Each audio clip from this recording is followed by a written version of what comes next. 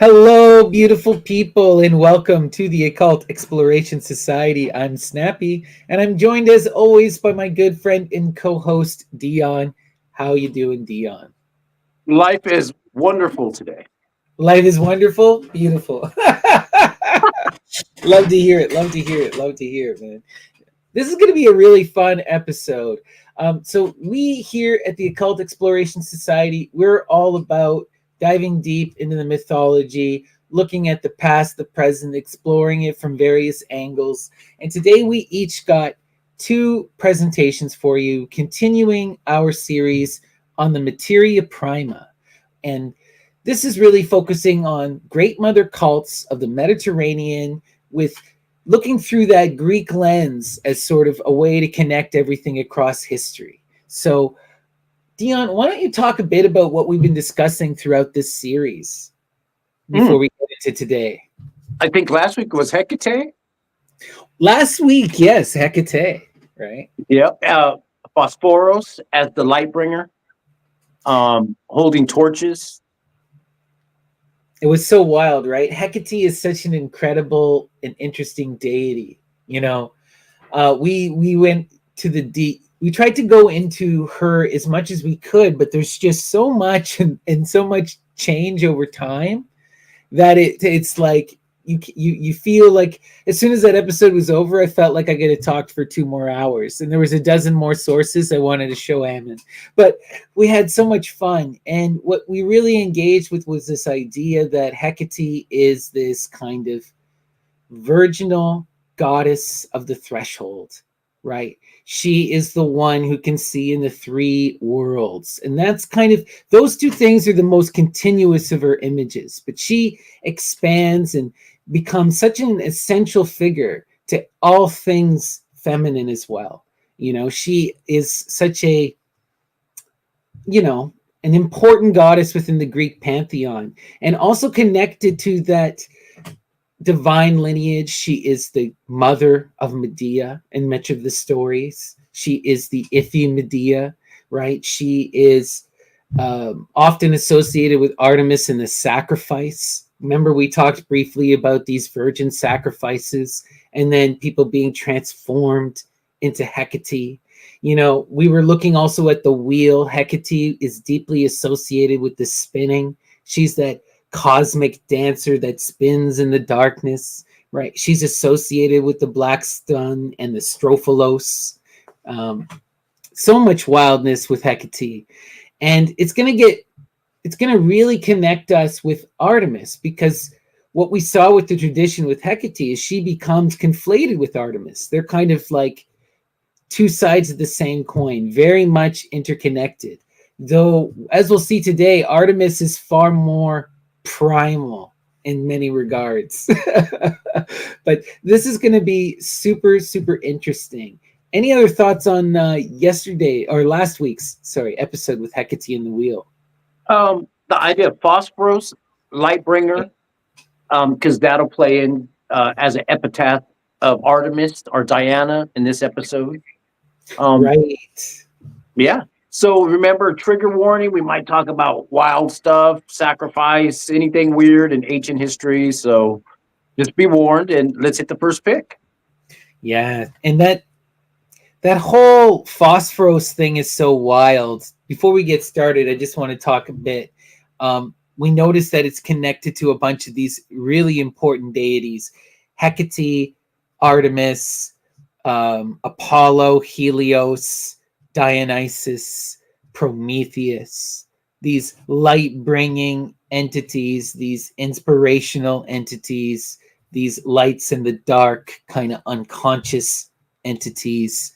Really interesting connection there with the Phosphoros, for sure. And always carrying the torches. Hecate especially, she's usually either seen with in the earliest images, right? She was seen with the 2 torches. We saw that maiden, the running maiden at Eleusis, who's guiding the quarry, and she's carrying the 2 torches, right? And that's one of the most important images of Hecate. And then later you see her as Hecate Trivia, the 3 torches with the pillar in the middle and her holding the 2, right? So and where she comes to represent the 3 ways or the 4 ways. It's such a intense, profound stuff, right? Anyway, The crossroads. exactly. Well, so I think today we'll start with the birthplace of Artemis with her twin brother Apollo on an island. The island is Delos, Right. one of the smallest islands, but one of the most important islands in all the island chain there. We've talked about it in the past in different episodes. I thought I'd just give you a little bit history of the island. Go to the next pick. Beautiful pick there. Yeah, to set the stage. They had a temple of Dionysus there. Here's one of these little temples, and they had phallus columns. Obviously, somebody cut off the phallus there. And you can see there's an image of a rooster with the phallus as a head. It's amazing. And this was on the island. The island was a little more spicier than people know or imagine, because we in our previous episodes we talked about something, the Athenian purification. I don't know if you remember that, where at a certain point they came to the island, all the Athenians, and they didn't want no more births or deaths. They even dug up all the dead people and took them over to the next island. And from that moment on, there was a law that if anybody was about to die or give birth, they had to get on a boat and go over to one of the next islands. It wasn't allowed there because the island had to be timeless. And this deals with Artemis and Apollo. I don't know if you want to say anything about the twin births. Yeah, well, in the story, it's such a wild story, right? Leto, the goddess Leto, is being chased by Hera because Hera doesn't want Zeus to have any children with anyone else. She wants to control that line. And we'll see, right? These twins go on to be the most favored. Apollo is Sympurgato with Zeus, right? They are alike. He rules in his stead, so he becomes the most favored child, even more favored than Dionysus, so what this sets up is you have Leto being chased by Hera, and she's trying to escape. And as she's trying to escape, she's going and flying over the islands, and she gives birth first to Artemis, Diana, and falls on Delos. But then she helps Leto give birth to Apollo, right? She is the nurse. This is the interesting thing. So wild, one of the most wild parts about Artemis is that she is both that perpetual youth, that perpetual virgin who is chaste, right? Who will never make love or give birth, but she aids in all of the birth, right? Something about that chastity makes it so that she is the perfect one to aid in these things. And she even aids in the birth of her brother Apollo, right? Yep. The virgin goddess of childbirth. Yeah. It's a wild thing. Go to the next pick. We talked about previously on this island was the center of Roman slave trade. Right. Oh, I also, just before we go in, I wanted to one last other thing is that one interesting thing about that image of Artemis as the baby who saves her brother Apollo and her mother, right, as the nursemaid, is that we almost don't see any other goddesses represented as babies. Like, I don't see that anywhere else. And so she's really intimately associated with the childhood and the virginity in a way that no other goddess is. You don't really see this child image except for with Artemis. Some people argue that Plutus is intersexed, but that's getting into something else. So yeah, interesting. Anyway. So a little bit about the island. Delos, smallest island, one of the most important islands, had different temples there, especially to Artemis and Apollo. You had, at a certain point, the Athenian purge, where they dug up all the dead bodies, and they forbid people from giving birth or dying on the island. And if they did, they would get really upset. At a certain point, Mithridates sacked the island, and pirates sacked it. It was the center of Roman slave trade, the young boy trade. This was the capital of the young boy trade at a certain point. Oh my gosh. Cleopatra lived there when she escaped at a certain point to live there. It's the island has its own spicy history. I just want you to know that. Think about the other things going on there. They wanted to make it a timeless. That was part of it. It's timeless. No deaths or no births. So let's hit the next pick. So you talked a little bit about their birth as twins with Leto. At a certain point, something happens and they go on a rampage. This is called the Children of Niobe. And when they're kids, Apollo and Artemis, because I was trying to find stuff about them as kids. Like, you're talking about the baby images and what do they do as kids? Well, in one fresco, in one story myth, they slaughter a bunch of kids. Oh, wow. I'm not familiar with this story. That's intense. It's the Children of Niobe. It's a wild story. And like I said, they pray to them for them to come down. You can see them in the sky right there attacking all the children to take them out. And it was because what this one lady said, well, I have more kids than Leto. She only has 2. I have 14. And so she told her kids, like, hey, well, let's take care of that. It's a famous myth. Wow.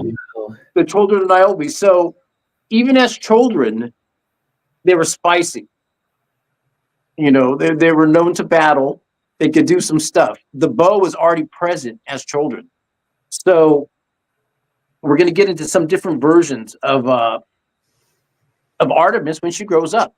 You said Diana earlier. Let's jump over, hit the next pick. Since we're at the island, now we're going to jump over to Italy, Lake Nemi. And this is where we get the concept of Nemorensis, Diana Nemorensis and Rex Nemorensis.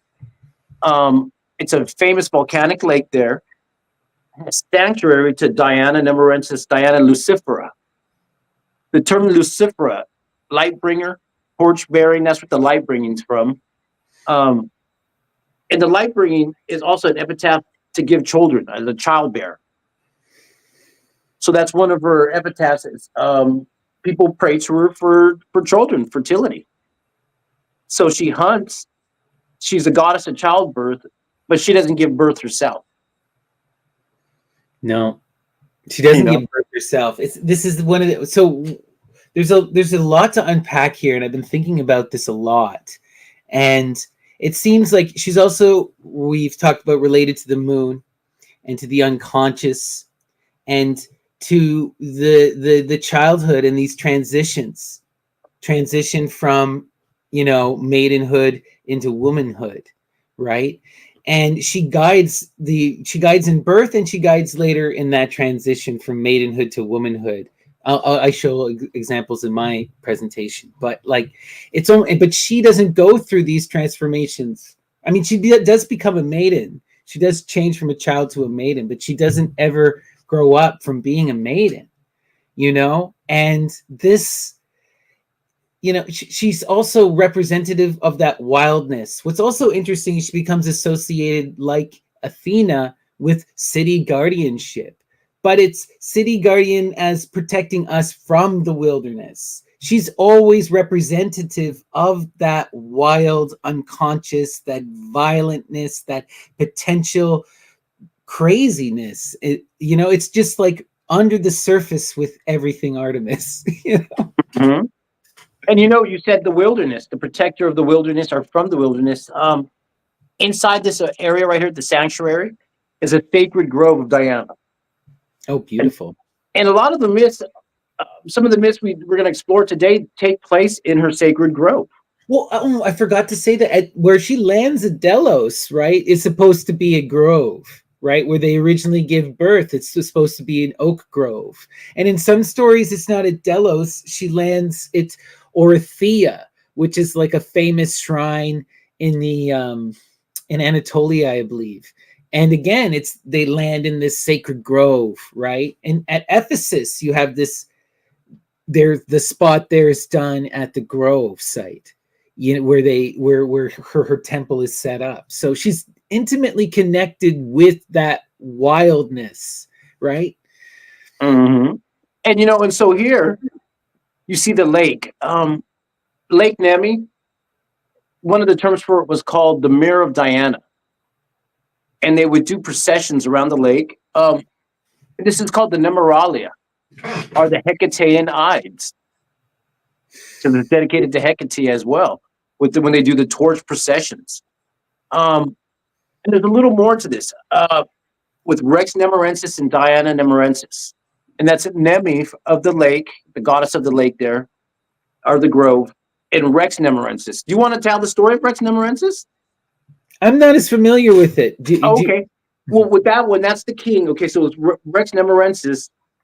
He's chosen to be a king, the leader for 3 days. It's a fake king, a faux king, and can tell people what to do. And then after that, he's sacrificed. Oh, okay. I did come across a little bit of this. That's so wild. And that's the high priest of Diana. It's called the Rex Nemerensis, and that's Diana Nemerensis at the lake there. And it's a wild story. Like I said, for a couple days you get to be the boss, but after 3 days you're sacrificed. That parallels. It makes me think of the Saturnalia, right? Which is another Roman festival where no one dies at the end of the Saturnalia. But what happens in the Saturnalia is you have that flipping of the roles where slaves become freedmen, and children get to boss their parents around, and they would elect the the king of Saturnalia, who would be usually a slave, who would be treated like a king for the day and paraded around. And then at the end of the week of Saturnalia, everything would go back to normal. But people had to invite their slaves in and feast them, and they had to treat their kids with respect and their wives with respect. That was a big deal in Saturnalia, when normally the men didn't have to do that. Mm-hmm. That's right. So people are familiar probably if they're thinking Artemis. Let's go to the next image. Right here. All right. A famous image of Artemis hunting, holding a deer. They'll call it a stag, maybe, with their bow and their arrows.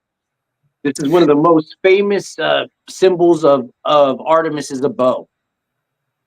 In a lot of statues or ancient vases and pottery, iconography, you'll see her holding that bow. Well, this particular image is really famous because it's also connected to a lot of these stories, where there would be this whole thing with in Iphigenia, Toroi or Tori, they have to go steal the statue of Artemis, and she's carved out of wood and depicted like this. And this becomes like a very important image that's replicated. I'm trying to remember who said it. I think it's Pausanias. He talks about at one of these temples, there's a 6-foot tall version who looks like this standing guard at the entrance to the temple. Oh, yeah. And so from here, we're going to look into some of these versions. And you mentioned them earlier. Orthia, Brania, Ephesus. These are different versions of Artemis, but always going back to the huntress, the goddess. So just wanted to add. Oh, you're right. He escaped alive. Yeah. So yeah, right. Okay. Correct me. Yes. Thank you for the correction. We really appreciate it. Thanks. So. Yeah. And if I remember, now that I remember back, I thought he had to kill the previous priest to take over the job. That's how you would take over to be the next Rex Nemerensis. You would have to kill him. And in this one, somebody out there posted and looked it up. He gets to escape. Lucky. Yeah, they were saying it's the center myth to the Golden Bough, right? Good.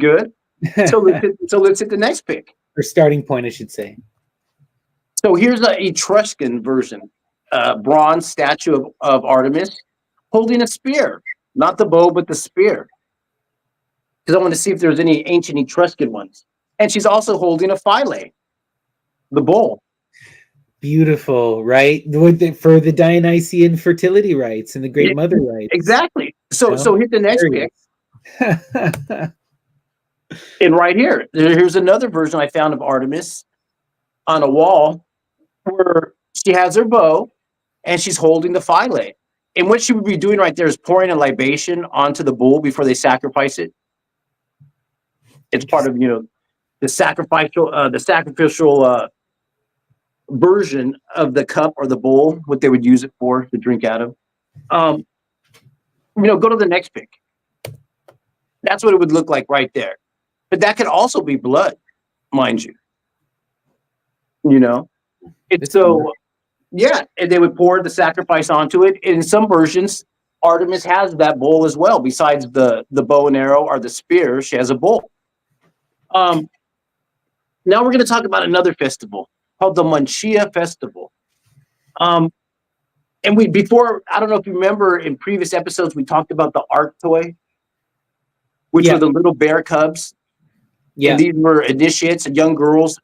When they reached a certain age at puberty, they would go to the temple and learn how to dance like little bear cubs. We'll be getting even more into it with some sources, but there's a couple things that we talked about that I went and found the sources on from previous episodes to expand on, so that'll be fun. And one of them is the Arctoi from the Baronia, which is a festival to Artemis, where it's like, I was asking Ammon about it because I was having trouble fully understanding the image, but this idea is that women between the ages of 3 and 5, and then again right before marriage, every woman had to, at least before they got married, had to go through this rite where they embodied the bear, and they would wear saffron robes, and they would have to dance and act and become the bear. And there's all these illusions that you have to scare Artemis off and protect yourself from Artemis, because she doesn't want you to grow up. She doesn't want you to get laid. And if you break chastity, she'll kill you. So you embody the bear to scare away that unconscious anger, that resentment of growing up. Like, it's wild. It's so interesting. Well, in one of these festivals, they would carry around little moon cakes, looking like phylades and with honey, and they would put a candle in the middle, and it almost looked like little birthday cakes, called the Munia Festival, the little Arctois. And they had these little psychoactive cakes. It's part of the ritual. I think I have a picture we'll see later, but since this picture is up, I'm going to explain this picture right here. This is the 9 muses in Artemis. Because in some of the myths, Artemis would lead the 9 muses in dance or chants. That's so beautiful. So if you would count, you would have the 9 muses and Artemis in the back with her bow, leading them, inspiring the muses to get them jump-started to prophesize. Yet she doesn't necessarily prophesize. She hunts. No, she doesn't. She's the hunter. It's a bit different, right? Apollo is the prophesier. He's the one who gives divination, but she has a different role, equally as important. She brings it well. She has what she does have is she has her virgin hunters who are with her, also like her, chaste and in that age of blossoming. And these are the most, they're all Amazonian giants the way they describe them. Yeah. And scary. Yep. I also wanted to point out sorry, go ahead. Oh, no, I'm sorry to cut you off. Go for it. I was just going to point out that another interesting thing this makes me think about is our friend Gandhi was sending me some Hecate stuff that came late. So it didn't make it into some of it didn't make it in my presentation. And one of the things that stood out was in the PGM, they call Hecate the leader of the muses. But in that same one, they're also calling Hecate Selene, and they call Hecate Artemis. In this particular PGM spell, it's like to Selene, but then you read it and it's mostly about Hecate. It's really interesting, And I don't know if you could see it. Maybe if we zoomed in, or if someone were to zoom in, she might even have the little horns.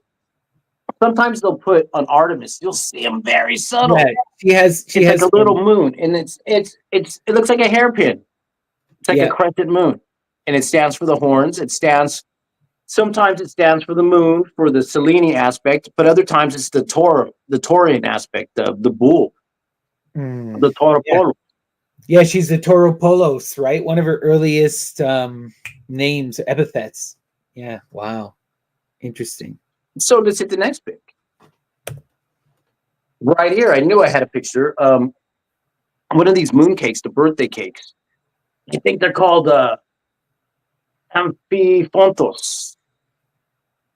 And it means something to do with shining. And they would carry these around, these psychoactive birthday cakes, if you could call it that. They've graduated to be women in this one festival, the Munia festival. Wow. That's so cool. I love it. Interesting. You know, and they would put honey. And so we've talked about it could be a psychoactive honey. It could be psychoactive breads. Well, we know they were doing that with at the crossroads. They did sometimes leave psychoactive stuff for the dogs, but then they also had the Feast of Hecate, and they would give away food to the poor. So there's a lot going on with the feasting in Hecate. It's a big deal, and there are many layers. Part of it is a drug rite, not dismissing that, but also part of it was a soup kitchen. And part of it was just a family feast where you're begging Hecate not to curse your women. Yeah. Right. And I'm glad you said dogs, because dogs are part of it. Dogs are part of, when you see Artemis, wherever you see Artemis painting or statue, look at the bottom corner of the picture or the statue, and a lot of times you're going to see a little dog there. Yeah. She's always associated with the dogs, you know, her hunting companions. You know. So hit the next pic.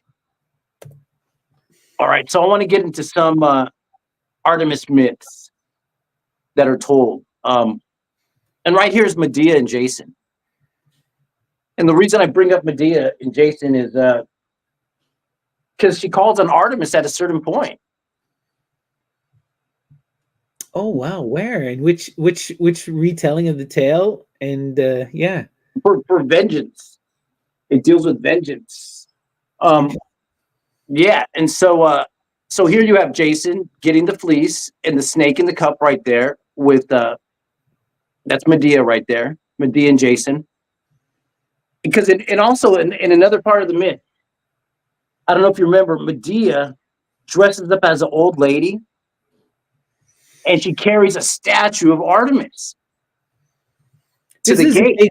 This is a big deal. I'll get into it. It turns out, okay, not only are the virginal young girls, the blossoming girls, fortune, like, can tell the fortune and stuff, but there's this story, I have a source for it, where at one point one of these priestesses gets assaulted and gets attacked for her beauty. So then Artemis decrees that elder women who have passed their prime and can no longer conceive and who have sworn off men can also be these divining oracles. And so you get this tradition of these oracular crones. It's quite interesting. Well, in here, that foreshadows it. You have Medea holding the Artemis, dressed up as an old lady to enter the gates, to do her hoo-ha in magic. We won't have to get into all the stories of the Golden Fleece and Jason and Medea, but she prays to Artemis and she dresses up and carries the statue, like I said. Go to the next pic. Yeah, it seems that it's the chastity more than anything that is paramount, with Artemis. Not so much the virginity is also important, but it's that youthfulness, and it's that refraining from intercourse with men. Mm-hmm. In that last pic, you had Medea holding the cup to the snake at the tree, and in some parts of the story, either Jason's anointed with the oil, and in another part of the story, they either throw the oil onto the snake to put it to sleep. In that version, you could see that the snake is taking from the cup and gets high off it and passes out. I found this interesting philae right here that has the head of Medusa on it. So this would be held in your hand, and you would pour a ritual libation in it. And I'm just throwing it in there because we're going to talk about Medea, I think, in the next week, huh? Next week, I just wanted to throw some Medea and Artemis symbology in right now just to program your subconscious. So let's hit the next pic. All right, so we'll get into some stories. Acteon is one of the myths, where he sneaks up. Artemis is bathing. So if we didn't even get into a lot about the Artemis symbologies and histories and myths, but Artemis kicks it in the woods, in the forest, normally with women. She doesn't have a dude. They're all virgins, and they go hunting, and they lead a perfectly good lifestyle. They don't need men, but there are men that stalk them. And in one of these versions, he sneaks up to catch her bathing, and so she turns him into a deer. Yep, and then he is prey to be hunted, right? And he's hunted down by her dogs, which are these female priestesses, right? Well, and one of the myths, or one of the versions, he's hunted down by his own dogs. His own dogs get him. And you know what's funny? See his hand, what his hand is pointing to? He has a little, it's almost like, it looks like a fillet. Yeah, it does. He has to have, and it's funny because in all these images, you'll see a lot of people holding fillets. It's just a thing back in ancient times. So let's hit the next pic. Here's another version of him on an Etruscan tomb where he's getting torn apart by the dogs. Wow. You can see right there, and it's his own dogs that tear him apart because they think he's a deer. And that's what he gets for sneaking up on Artemis taking a bath.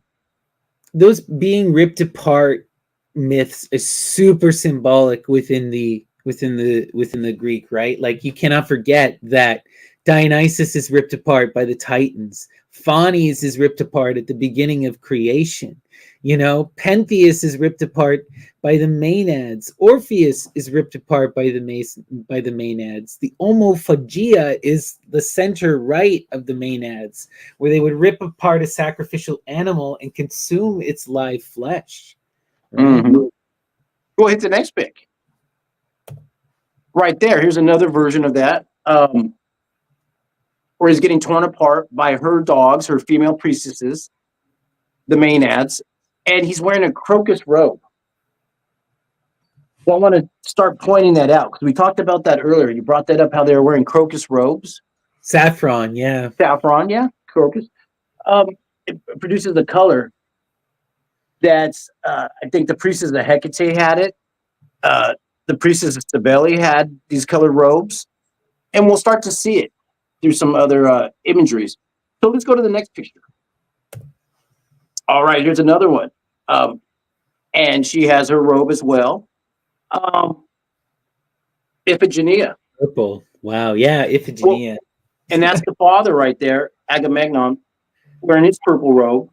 And she has this yellow or orange robe as well, being torn off. It's part of the symbology. A robe, that yellow or orange robe has to be torn off. Up in the sky, you see the stag and the bow. Yeah. And what happened was, once again, he went hunting and he killed a deer in the sacred grove Artemis. So she got pissed. And she said, "You have to kill your daughter." This is a really important story. It's super prominent and kind of retold in many different iterations and variations. Not always the same, and they take on different character. Most famous of the retellings, of course, is Euripides' Iphigenia at Tori, where they tell this version that's being depicted here, where, you know, like you said, Agamemnon kills so what happens is, after the fall of the Battle of Troy, Agamemnon kills a deer while they are cleaning up and getting ready to go. And then Artemis is like, "No, I'm going to curse you guys. You're never going to make it home. I demand a sacrifice." And he goes and he's prepared to sacrifice his daughter, you know. And there's iterations, like in the Oresteia, right? She's killed, and that leads to the events at the Oresteia. But in Iphigenia at Toroi, there's a different thing that happens. What happens is, at the last second, just before Iphigenia is to be killed, she's turned into a deer, and she's really been transported to the temple of Artemis at Toroi, which is like this Amazonian stronghold, and she gets to be the queen priestess there. Yeah. Or in another version, she's transported to Luke, that island in the Black Sea with the island of the snakes, the white island or shining island, and she marries Achilles. Yep. And yeah, we're going to get into it, but for sure, it's definitely paralleling the story of Abraham and Isaac, right? I was talking to Ammon about this and we were laughing. It's very clear that this kind of, we even see earlier iterations of it. I got a couple quotes from the Suda, which we'll talk about. There's this character who, he basically agrees to do it, to kill his daughter for the promise of having the priesthood for life. But at the last moment, he substitutes it for a goat dressed up like his daughter, and then they kill the goat and the plague still ends. So they all go, Artemis must have loved it. So from then on, that family is now in charge of the sacrifice and they don't have to sacrifice virgins anymore. Right. But we'll get into it more when we see the source. It's pretty wild. If you notice behind the Agamemnon wearing purple is Hecate holding two torches. Right. That's so beautiful. Really small there with two dogs. Is it? Yeah. Dogs. Yep. Amazing. So yeah, symbology in these paintings. So hit the next pick. That's so incredible.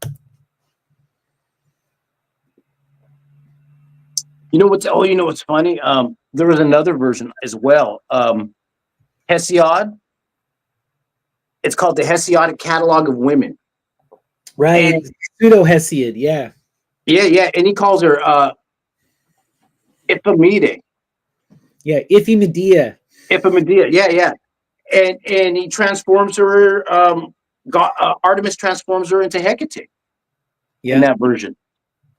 So that's why they're interconnected. It's all interconnected. Yeah, it's so interconnected. And when I asked Ammon mentioned this in the Hecate stream, that Iphi means like senior. So it really is implying that she's the Iphimedeia means she's the mother of Medea. Right. So we'll explore that next week. That's why I wanted to connect this together: Medea, Hecate, and Artemis. Right. Beautiful. And this one here is Lycaon, the king. We talked about him in the Lycaon games before. Absolutely. I brought this image because this will tie into it all as well. What happened was he tried to feed his son to Zeus, and cannibalism. Zeus figured it out, turned him into a wolf. And in some versions, he's a hero. In some versions, it's a curse. But he had a daughter, Callistos. Go to the next image. I think I have one of that. Yeah, there's Callistos. And so with the Callistos story, she was one of the huntresses with Artemis. She was one of her virgin hunting priestesses. And one day Zeus turns himself into Artemis to seduce her, gets her pregnant. And then finally, in the bath one day, Artemis realizes that she's pregnant. She says, "Hey, who did this to you?" And she says, "You did it. Don't you remember?" Oh my God. To make Artemis mad, Artemis turns her into a deer. Oh no, a bear. That's when Artemis turns her into a bear. Wild. And this is one of the myths of the she-bears. We're talking about the Ark toy. Yep. Such a huge deal for Artemis, the Ark toy. And if you notice right there, once again, she has the robe, the color of that robe on. It's that crocus robe. That has to be, and so you'll see the crocus robe on all in these different what do you call the Renaissance paintings, the later paintings. They'll add in those symbologies that these figures that get transformed by Artemis into animals. A lot of them have a crocus robe on. They have to be disrobed before they make that change into the animal or into their next being or whatever, their next incarnation, let's say. So, yeah. Interesting. So let's go to the next one. Since we're talking about the bears. There it is right there. And they found these at the Brauon in Attica. And they had a festival, the Braunia. The Baronia, yeah. Yeah, Baronian. Say it correctly. Thank you. The sanctuary of Artemis. And they used to have a festival where the girls, they come of age. They'd be sent there to do these dances like bears. little she bears, and they'd wear crocus robes or sometimes naked. It's part of the rituals. We actually discussed it in previous episodes. The Arctoid, the she bears, and that's one of the what we were talking about before. Callistos is one of the origins of the myths of how it connects to Artemis and the bears. And in some versions, they had to kill bears and sacrifice bears.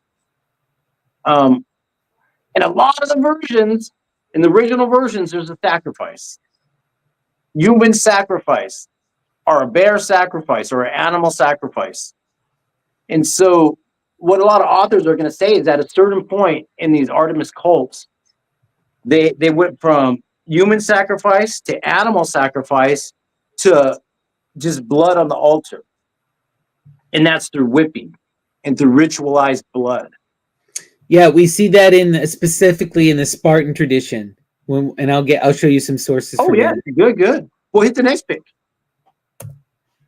And so right there, that's one of the images they found there of the young Arctoid, the she bears, and with their crocus robes, doing the bear games, right? Doing the bear games, yeah, little bear games, and it deals with the sacrifice of the bear, and coming of age as women and hunting bear, and men weren't allowed in here, and they do dances and songs, and in some of them, like I said, they would throw off the rope. That was part of the thing of coming of your untamed presence. You throw off the robe and become wild. Is one of the myths. So since you were talking about Sparta, let's go to the next pic. I think I have one of those. And here's one of these, mistress of the beasts. Yeah, Patera Medusa. This is and here she'll be holding the animals and she'll be winged. You'll see Artemis with wings in a lot of the frescoes. The Orphic. This is a very common, especially among the earliest images that we have in Greece. I have some examples that we'll look at. Yeah, they call it the Orphic. And Artemis was originally connected with Adrasteia, like the star. So there's a lot going on here with the flying, and that imagery though gets less and less as she becomes more and more associated with the wilderness and with the transitions between womanhood to to marriage and whatnot. Well, hit the next pic. Right here, we used this in a previous episode. This is from Sparta. This is a recreation of one of those whipping rituals. In one of the versions, the boys would have to run up to the altar and grab cheese as they were getting whipped and not make a sound. And the boy that got the most psychoactive cheeses would have honor. And they would sing songs to him. He'd be famous. He'd have a little garland. He'd probably get a little headband and all of his cheeses to take home and street cred. And plus your scars are street cred too. Well, there's two versions, right? Well, I brought some sources we'll look at later. In one of the versions, right, they have to steal the food and the cheese in order to survive, right? And you have all the men who are sleeping around in the temple. And then in another version, they're doing a similar rite of initiation where they have to stand in front of the temple and get whipped. And the first person to basically you can scream, but it has to be a manly scream. If you cry or you break, then you fail and you're treated like dirt. But whoever survives the longest is the most beloved, Yeah. And sometimes they even blame the whippers when the whippers don't whip hard enough. Oh, yeah, right. Exactly. Wild. And and you can see the priestess right there is holding a version of Artemis. It's the liminal version, the liminatus. It's no arms, and they found it in a marsh or in the reeds, and the plants had grown around it and kept it afloat. It's part of the name. But they also deal with sacrifices too. A lot of weird in the Spartan version. There's sacrifices. I remember we talked about the other Spartan games where the little boys at a certain age take off their clothes, swim across the lake, and go into the woods and act like little wolves. Yep. And then they have to go hunt a hippo. They got to hunt one of those. What do they call them? The oh god. Anyway, they got to hunt their slaves. You know, they have a whole group of slaves. I think it's the Hippolytes or whatever. Yeah, the Hippolytes, which are a class of Greek citizens that have a lower class, and if they have too much, you can like it's basically calling from the herd. The herd, you know, you would attack them, rape their women, steal from them, and then run back into the woods screaming like wolves, howling. You know, was a thing, and so the rituals are pretty wild. So in the Spartan one, we had the ones with Artemis, the whipping rituals, and also the Tauropolis, because that's connected to this region we'll get into in a second. And this was also, I remember we did the episode, the Diamastigosis. Yeah, on the whip, yeah. Yeah, they loved it. It's part of their initiations. So let's hit the next pick. You know, and also they would do in those rituals, when the girls would come of age, they would cut their hair, a lock of their hair, and they would dedicate to Artemis. Because at that point, they were going to move on to a different goddess. So when you're 16, up to that point, or whatever the age was, you're with the virginal goddess of the hunt. At the next point, when you cut your hair and gave it to Artemis, you're ready to move on to Aphrodite or a different goddess, because now you're going to get married. Yeah, you're going to have sex. Yeah. So you need, Artemis is like, it's cool. We're cool now. You need a different patron or mentor, let's say. Right. And, you know, since we're talking a little about the Orphean element, I'll throw this in once again, the Villa of Mysteries. I'm going to keep showing this image because it's important. That's why they wanted it intact, and that's why it was painted. It was to walk somebody through this initiation process.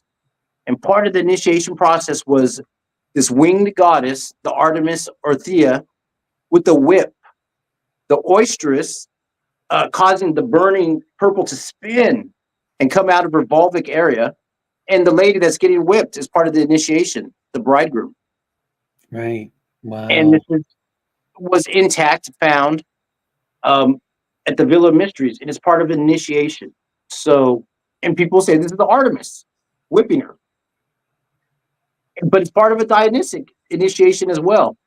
So it combines a lot of the elements together. And if you saw the frescoes, by the end of it, she's enthroned as the maiden, as the mother on a seat. She's gone through all the elements, and now she's sitting on the seat.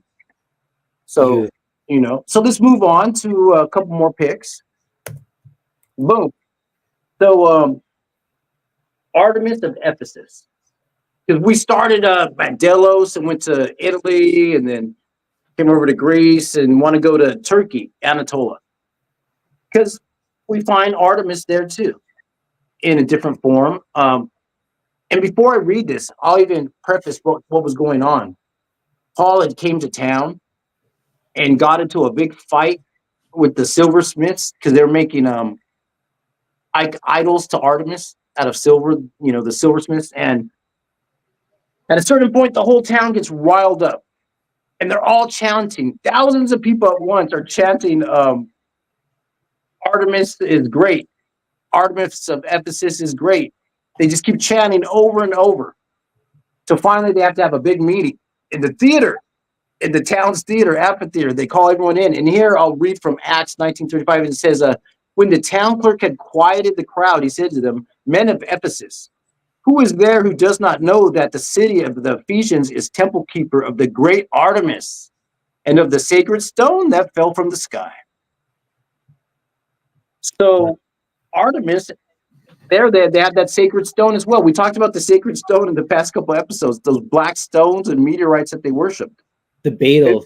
Yeah. And this is part of Artemis worship in this form there at Ephesus.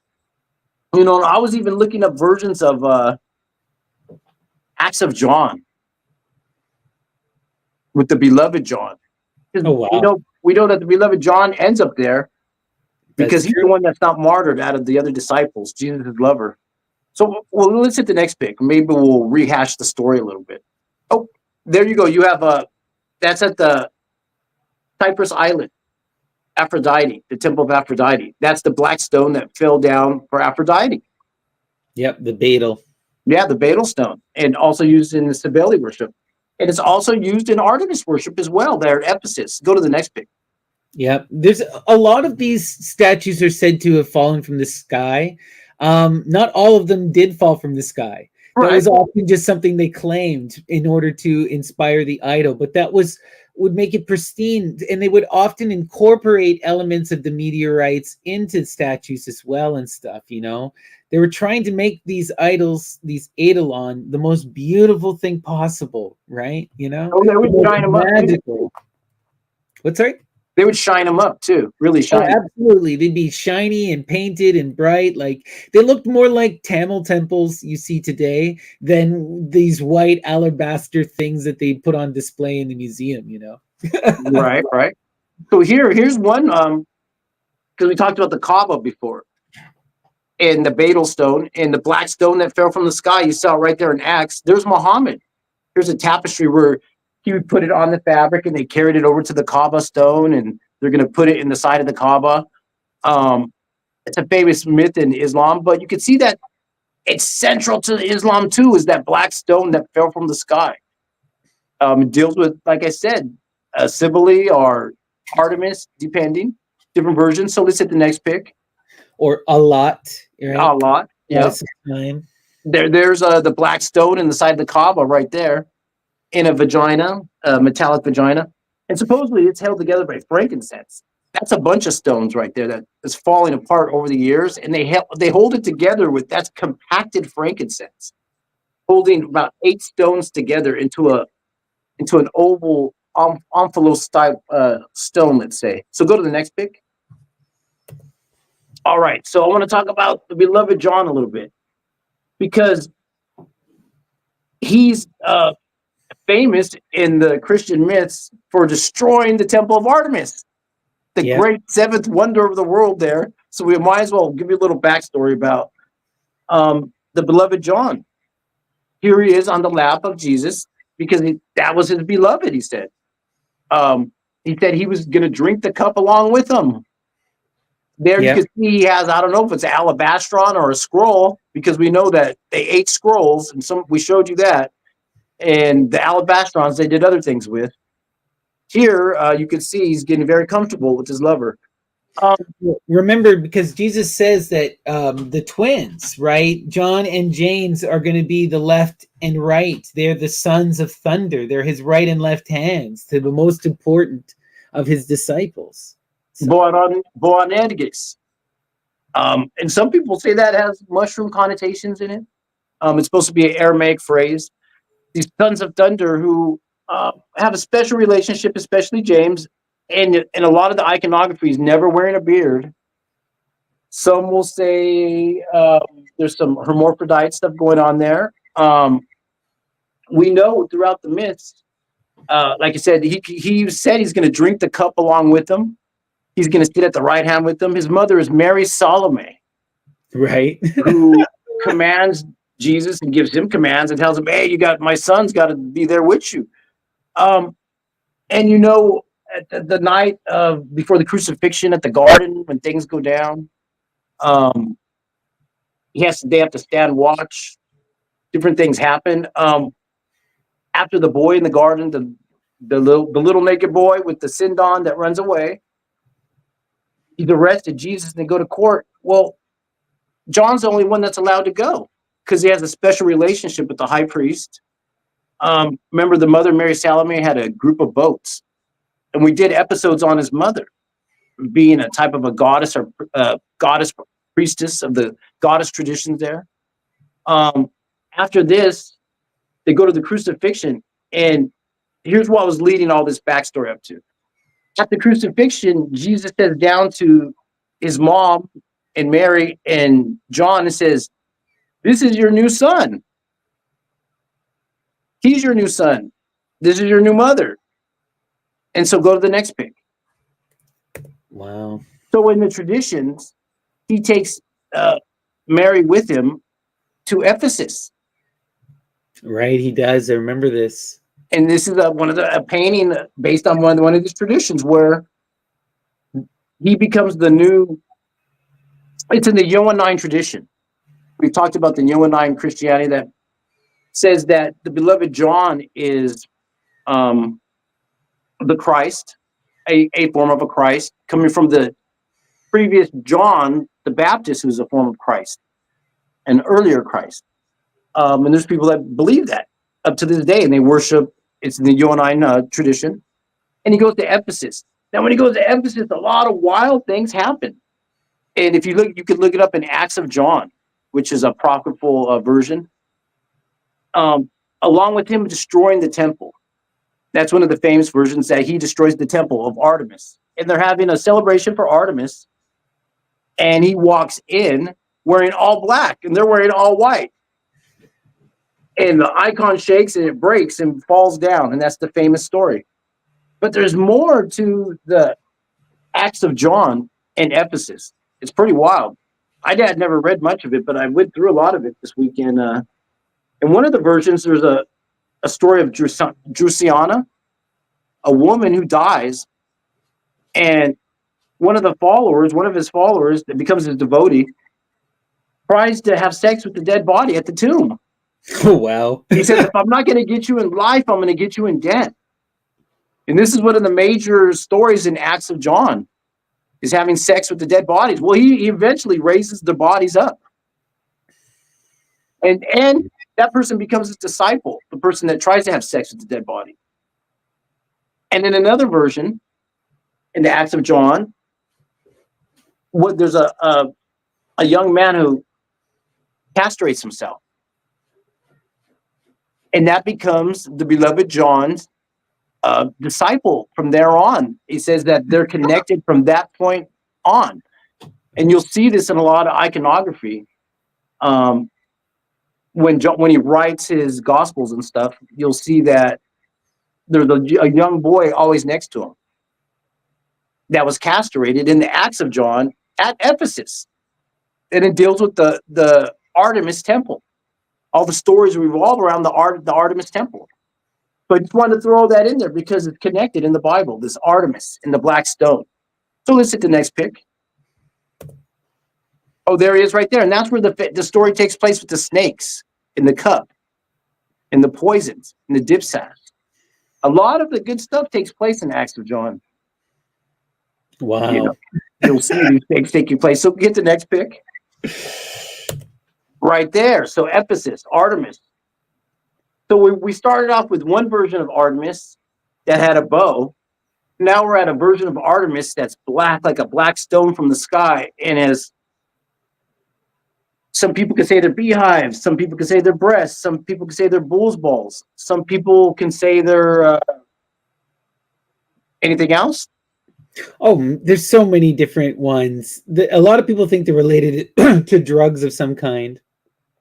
And there's some kind of insect sac, related sometimes to wasps rather than bees. But yeah. Yep. And that's the famous statue there. And it was one of the 7 wonders of the world, the temple there that was destroyed by the beloved John. Artemis of Ephesus. Go to the next pick. I think I have one more pick. There you go. This is from Italy. It's a much later tradition. Yeah. But I just wanted to show them in action, the lactognosis. It's awesome. I am going to point out, so there's this amazing book I read for this episode, and I also talked to her in an earlier episode, if people want to check that out, Dr. Carla Ionescu. And her, professional interpretation as a historian of all this is that it is not breasts. This is a much later and Romanized version. If we look here, right, on this is a recreation, but on the original statue, these bulbs were not black. The skin of the goddess is black. If these were breasts, they would be black. Her feet are also black. If you were to zoom out, and we would, and there's all this bee imagery associated with Artemis at Ephesus. Her priesthood are called the worker bees, the drones, so mm-hmm. I just wanted to point it out. This doesn't mean this is entirely illegitimate. I think traditions can grow and evolve, and it's beautiful. But we also have to acknowledge this earlier tradition is not really 100% this. So if we're going on bees, I would go with bees for a few reasons, because of Çatal Yük and the Göbekli Tepes and a lot of the bee iconographies there, as well as Trapezon Res, which is the doorway to Colchis, which is where they have the hallucinogenic honey with the rhododendron honey, which is right there. Remember, it got the Greek army higher. One of our Alexandrian's army, one of those armies got high off that honey. You know, it's right there. And they had the hallucinogenic dreamfish of Abraham. We talked about that at the Abraham's pool, which is just right around the block from there. A lot of stuff going on in Anatolia. Absolutely. Anatolia is where it's at, right? Georgia is where wine is first discovered, you know, and this kind of sets off a lot of that mystery cult world. So yeah, it's really interesting.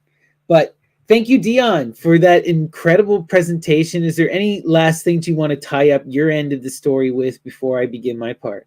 Not at all. Have at it. Okay, that was amazing. Thank you so much. So much fun.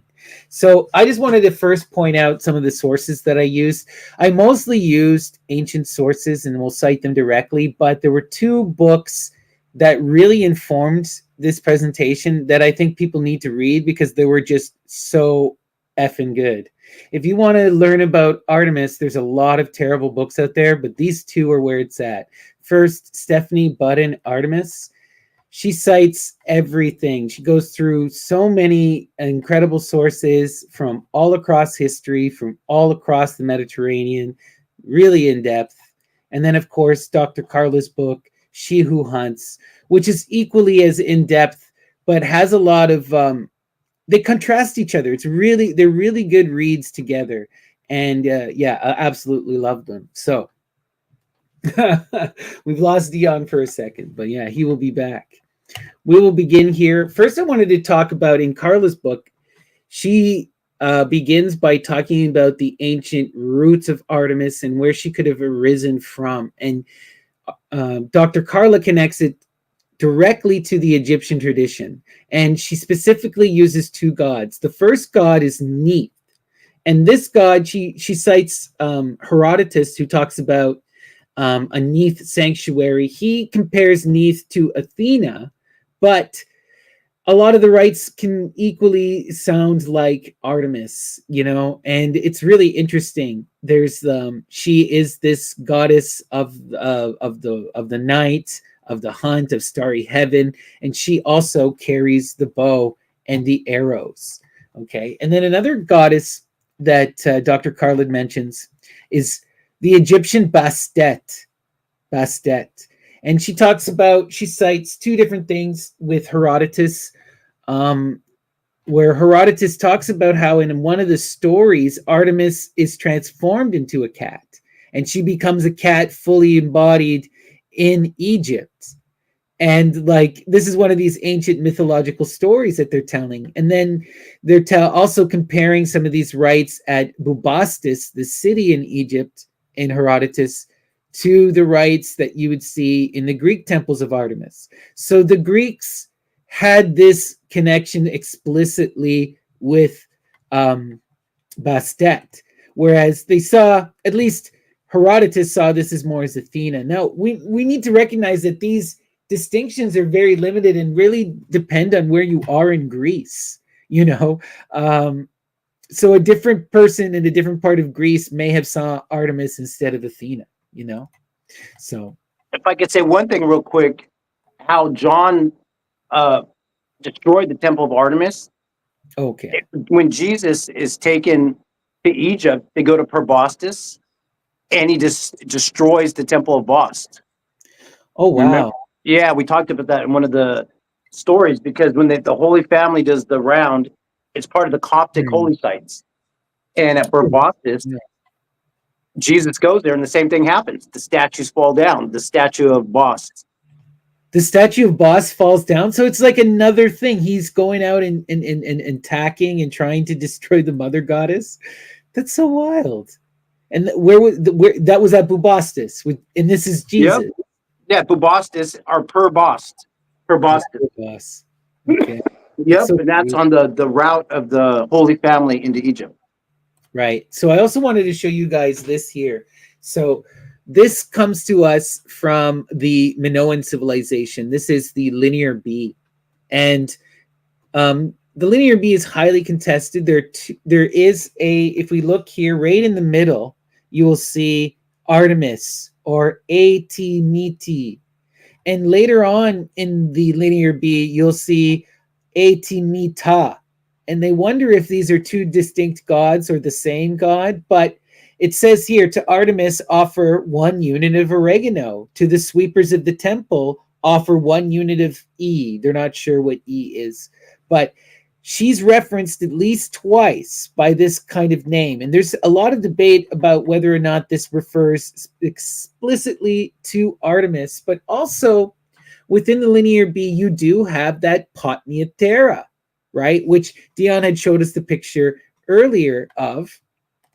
And so that relates to her as that mistress of the wilderness, you know, and we're seeing that there's an ancient Greek tradition as well as kind of like this Egyptian tradition that is informing a lot of the Artemis story. And then on the other side, when I was reading that other book, Stephanie talks about how it connects to a lot of the more localized Mediterranean or Middle Eastern traditions. So this is Nanaya, and this is a goddess with the wings and who's of starry heaven and often contains a bow and arrow.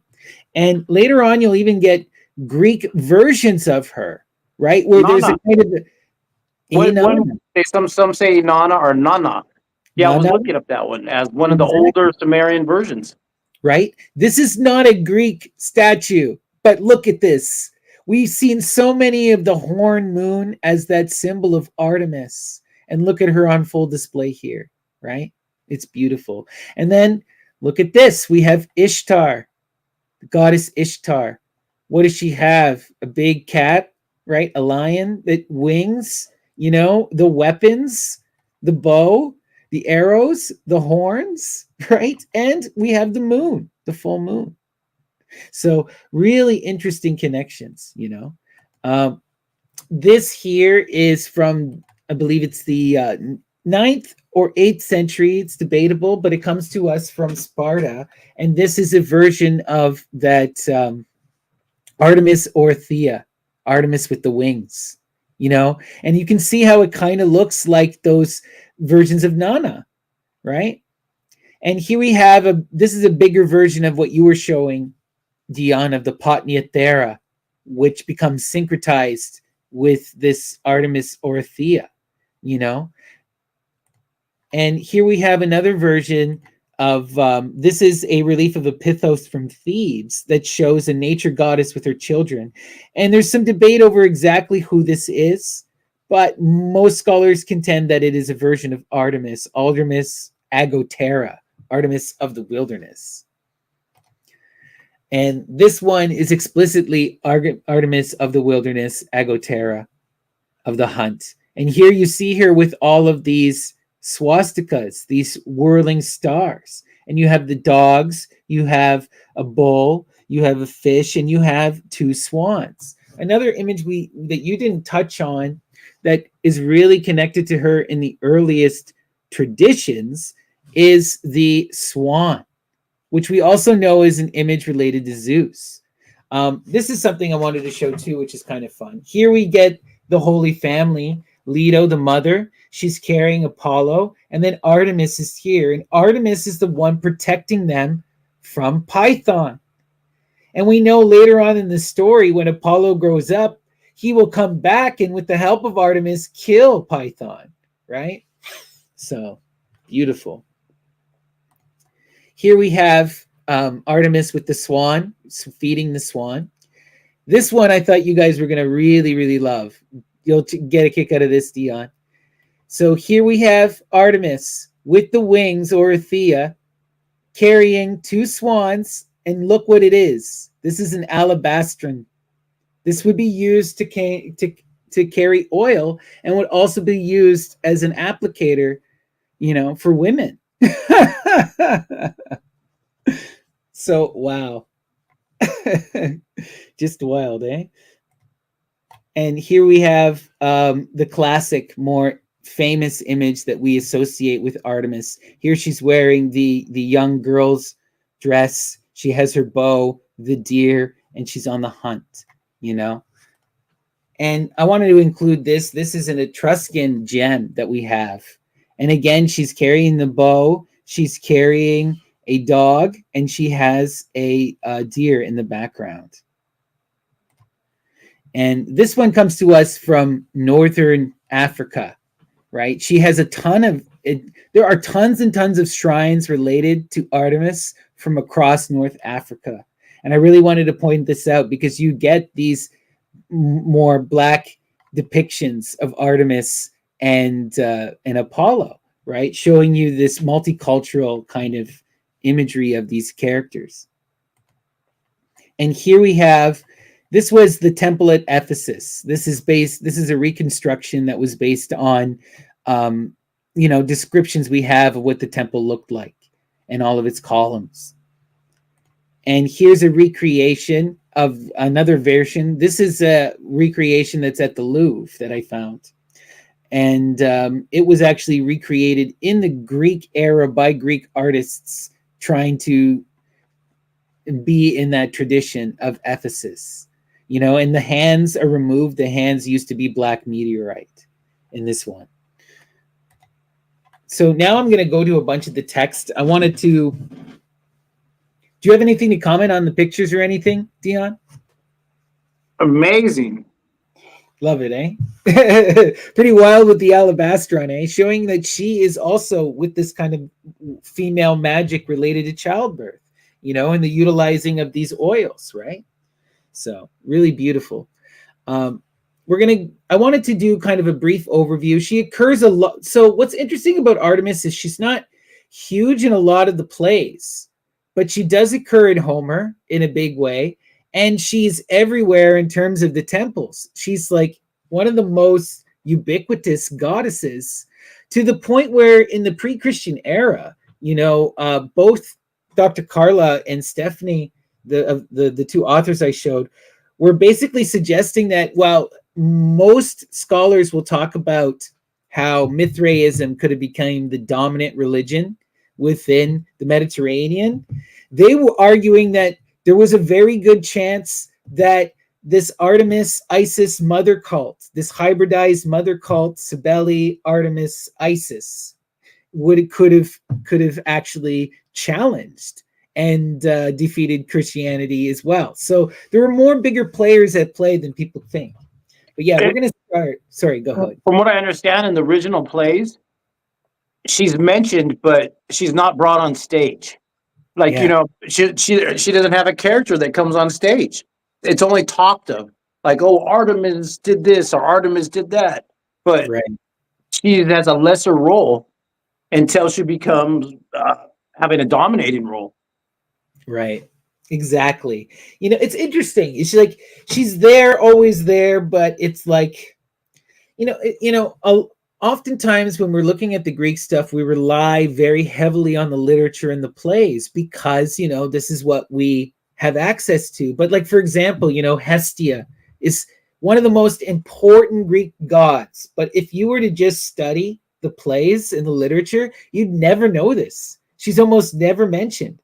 But you go into any group home, any person's house, they're going to have something to the goddess Hestia. She's the goddess of the hearth, the goddess of the home, the goddess of fire. And in the archaeological record, she's everywhere.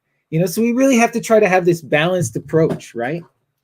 So let's start by talking about the Odyssey. So this is a really interesting one, I thought. It says, they threw off the veils that covered their heads and began to play at ball, while Nausicaa of the white arms sang for them.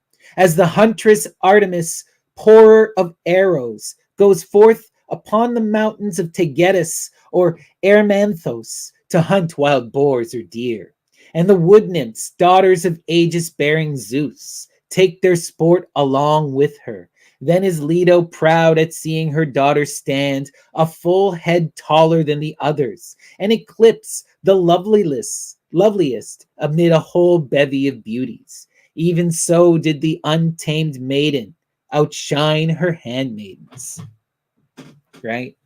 So she's that giant virgin huntress with all of these nymph hunters with her.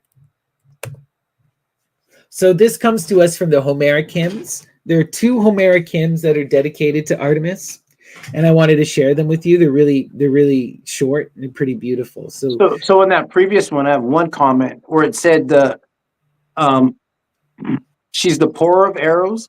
What her epitaph is, she's the lover of arrows. Oh, wow. Not that she shoots them, she loves the arrows. There's an erotic connotation to it, or because it gives it more power. Right. Arrow has more power. It's like a shot from arrows. Like his arrows have power. So it's more than just an arrow. She's the lover of arrows. That's beautiful. Amazing. That's true. She's the lover of arrows. So Homeric hymn to Artemis, number 9. Muse, sing of Artemis, sister of the far shooter, the virgin who delights in arrows.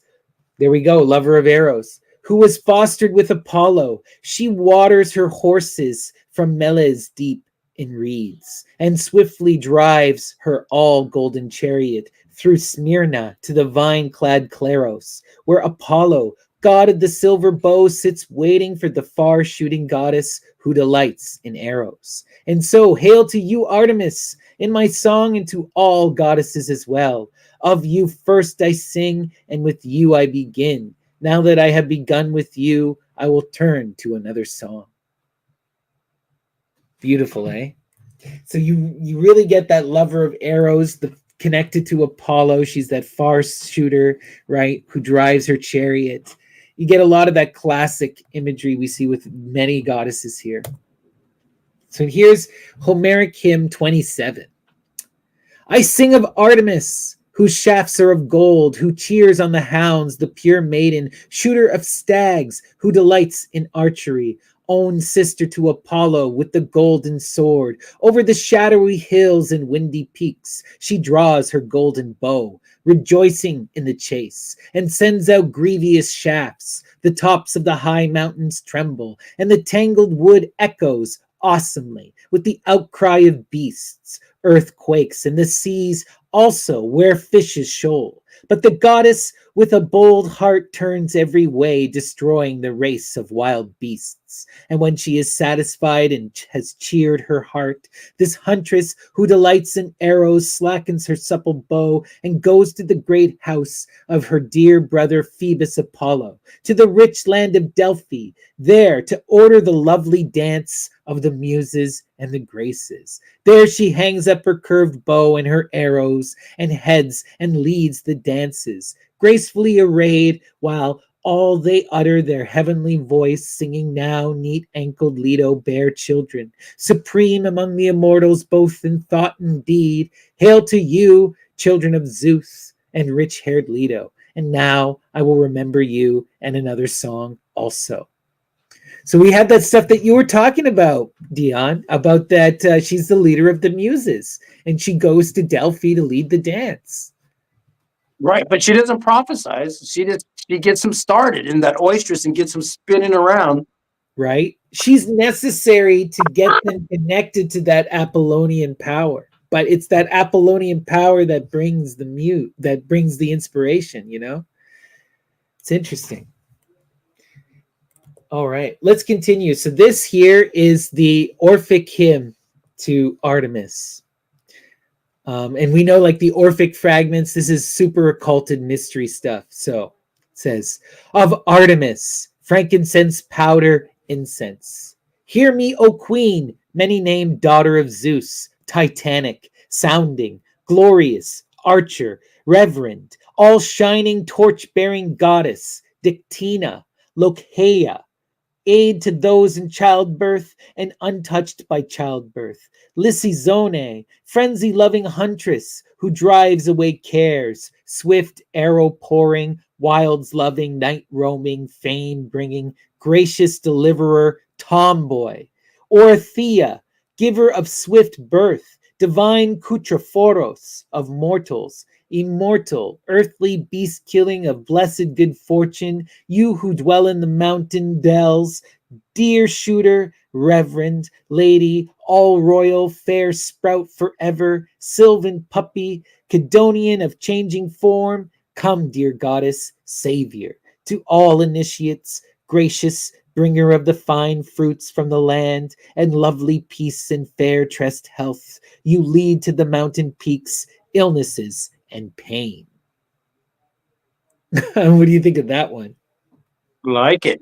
You got a lot of the mythology tied up in that one verse right there. Right? They're trying to pack you everything, right? And we have a lot of her most powerful epithets, a lot of her most powerful ideas. Dictina, the maiden, right? You have some of them I'm not as familiar with, unfortunately, sorry. Kuchophoros is the protector of children, right? So, and the nurse. So, lots of beautiful stuff here. Just amazing. So, this is the one I had talked about earlier from the Suda, where it's about talking about the bear stuff. So this is going to back up what you were showing with Artemis and the bears. So Suda Encyclopedia is a really interesting source text. It's an amazing book from the Byzantine era, and there's a lot of really cool stuff in it. And this goes, I am Emberos, weighty, meaning I am, sound of mind, thoughtful. Piraeus was previously an island. This, in fact, is how it got its name. From the crossing, Munkios, who possessed its headlands, established a shrine of Artemis Munkia, as you were talking about. After a she-bear appeared in it and was done away with by the Athenians, a plague or famine ensued, and the god prophesied the means of relieving it. Someone had to sacrifice his daughter to the goddess. Beros or Embaros was the only one who undertook to do so, on condition that his family hold the priesthood for life. He had his daughter adorned, but then hid her in the Aditon, and dressed a goat up in her clothing, and sacrificed it as though it were his daughter. Hence he gave rise to the proverb of the scapegoat. It is employed in reference to those who are addled and raving. Beautiful, eh? So you're getting this whole idea, right? Is that connecting this Iphigenia and the bears and Tori to this to that bear rites that we see at Baronia, right? And also this because we've talked about it so much in the killing of the child. Usually it's the killing of the firstborn son. But in a lot of these myths we're seeing in the past couple of weeks, it's the daughter at puberty. And even in the Indian ones we were talking about, it's like a fruit. When they get ripe, they got to steal it and take it. There's like a certain there's a in power. some of them, the daughters agreed to be sacrificed in some honorable thing to please the father, they're saying. And in a lot of them, the daughter is saved at the last second, is interceded, gets a boon by some god. Yeah. And you're seeing this from Etruscan, Greece, Anatolian, up to the Vedic. Yep. Absolutely. Absolutely. That's wild. It's really important to point it out, you know, and it's essential to both the Artemis and the Hecate mythologies, right? So it's beautiful. So this I wanted to point out is Aristophanes talks about what you were saying, the Baronian rites of the bears. And this is from his play, The Lysistrata. Okay. When I was 7, I immediately served as an Airphoros. Then at 10, I was an Aleritis for Athena Archegetus. Then wearing the saffron dress, I was a bear at the Brauronia. And once I, a beautiful child, was a basket carrier wearing a necklace of dried figs. So we're getting all this stuff about the wedding and the transition from girlhood into womanhood. And it has to do with, like you were saying, pretending to be a bear. You have to play at being a bear. And you have to go through the bear games, you know, and then you can get married. And because I think the basket and the fig, because we know what the connotations of the basket. There's always something in the basket. Right. Always. And the fig, then, you know, this is sounding very Dionysic or Bacchic at that point. And at that point, Artemis doesn't want anything to do with it. Nope. At that point, she's out, But right? but We but know that the dried figs and the pomegranates are sex, euphemisms or flesh euphemisms, right? and part of that's funny because there's part of the mythology is but the pomegranate and the rose are when the beloved John is in Ephesus at his gravesite. To this day, they have a shrine there in Turkey, and they believe that it produces red dust that they call rhodus. But it means to like a will, but it also means pomegranate. And they take the red dust and suppose it heals them. And it's a tradition there at Ephesus in modern day Turkey. Yeah. Wow, that's crazy. Still going. So this is a scolion that is talking about this kind of stuff from Theocritus. It says, "For they hold it customary to carry a sacrificial basket to Artemis, those females about to be married, as an expiation for their maidenhood, lest they be resented by her. And those females of an age to wed used to bear sacrificial baskets to Artemis as an apology for their maidenhood to the goddess, so that she might not be angry." So Right. the baskets and these cups that they have, they got to go and beg Artemis, and they got to become the bear to prove that they're strong enough I'm to sorry. handle I'm these sorry. men. And don't hate me for getting laid, please. Aphrodite did it to me. Right, right. Eros did it. I'm sorry. It's wild. So here are some of these cups, these basket things that they found, and on them were depictions of these young girls with these robes playing these games, dressed up as bears and doing these rites, chasing each other. So it's pretty interesting, I thought, and just wild to see. So in more of this light, this comes to us. This is from Cyrene, and this is on a plaque that was outside of a temple to Artemis, and is talking about the women rights and a bunch of the stuff that goes on. So this is one of the coolest sources I found. It said, "A bride comes to the bedchamber. She must bring plenty, or she must bring a penalty to Artemis, and she herself may not be under the same roof as her man or husband, and must not be polluted until she comes to Artemis. She who has not done these things is willingly polluted, having purified the Artemitian temple of Artemis. Let her sacrifice an adult animal as a penalty, and then go to the bedchamber. If she is unwillingly polluted, let her purify the sanctuary. A bride must go down to the Nymphaeon, to Artemis, whenever she wishes during the Artemitia, but the sooner the better. She who does not go down, let her sacrifice to Artemis what is customary at the Artemitia. As one who has not gone down, let her purify the sanctuary and sacrifice in addition an adult animal as penalty. A pregnant bride, before giving birth, shall go down to the Nymphaeon to Artemis. Let her give to the Arcos, the bear priestess of Artemis, the feet and the head and the skin.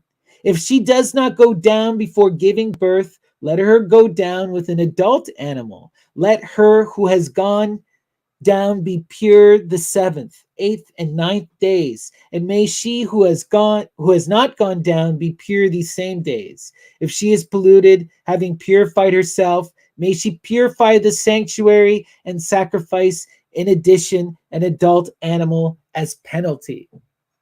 Yeah, and that's the thing. Artemis likes blood.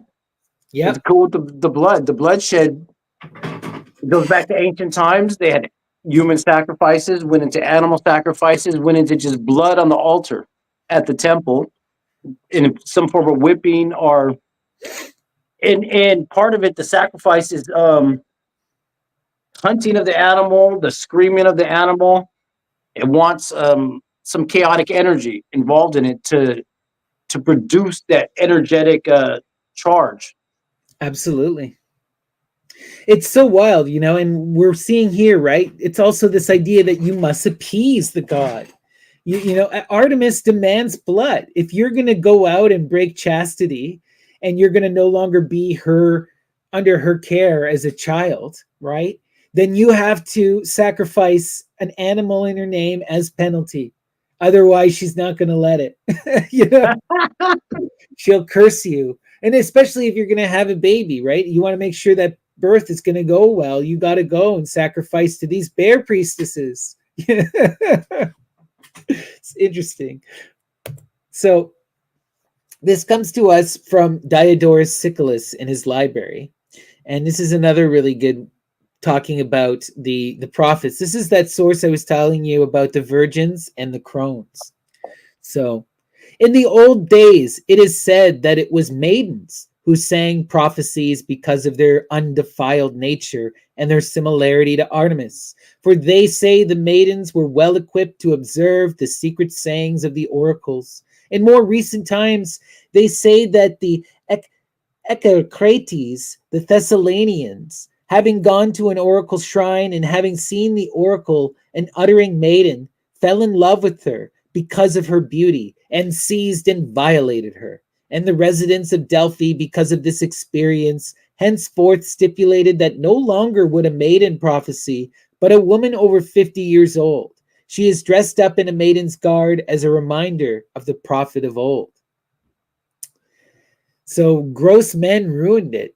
Rapist, horrible jerks ruined it. But the point also is that in older age, women regain this power of prophecy or have access to it again if they remain chaste, you know? Yeah, so because in some versions they think that having the birth of the child right ruins the prophetic powers. It's true. It's interesting. There's all these different versions, right? So this comes to us from Pausanias's description of Greece. And this is talking about Artemis Hymnia. And we're getting to see more of this kind of... I just wanted to include this one because of this mention of the Essenes. You'll see, it's pretty wild. In the territory of Orchomenos, to the left of the road from the Agkission, on a slope of the mountain is a sanctuary of Artemis Hymnia. The Mantians also claim it, and a priestess and a male priest. For them it is established that they be pure, not only in terms of sexual intercourse, but also in terms of daily living. Theirs is not like that of the people, and they may not enter the house of a private man.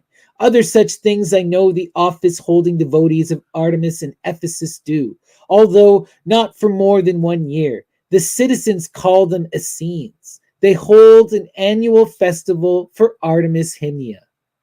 So they're talking about how there are these priests and priestesses who are dedicated to Artemis, who live this absolute pure lifestyle in the wilderness where they don't have sex, but do these purity rites. Who are the Jewish Essenes?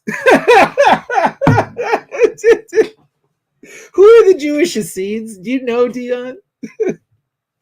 Yeah, we'll have to talk about that in a future episode. Right? Well, the Essenes, you know, they're supposed to be mystics, and a lot of people cite them as these pre-Christian ecstatics who became... Many of them became Christians, and they were apocalyptic, and they lived in the wilderness, and they had these communities where they practiced these purity rites of ritual bathing, and this is said to be a good Jewish thing. Shout out to Flaw Dog. Dead Sea Scrolls are from the Essenes, right? Just say. Interesting. Let's continue. Okay, so this comes to us from Strabo in his geography. And this is going off, so this is going to that we're talking about Artemis Hymnia and that tradition where you have the male and the female priests who are abstinent. But here you're now going to see the trans priests, the ones who undergo the eunuch rites, right? And become women. So they have eunuch priests who they call megabizoi. And they also always send out throughout the area for those worthy of such a position. And they lead them in the great honor. It was necessary for these men to serve together with the maidens.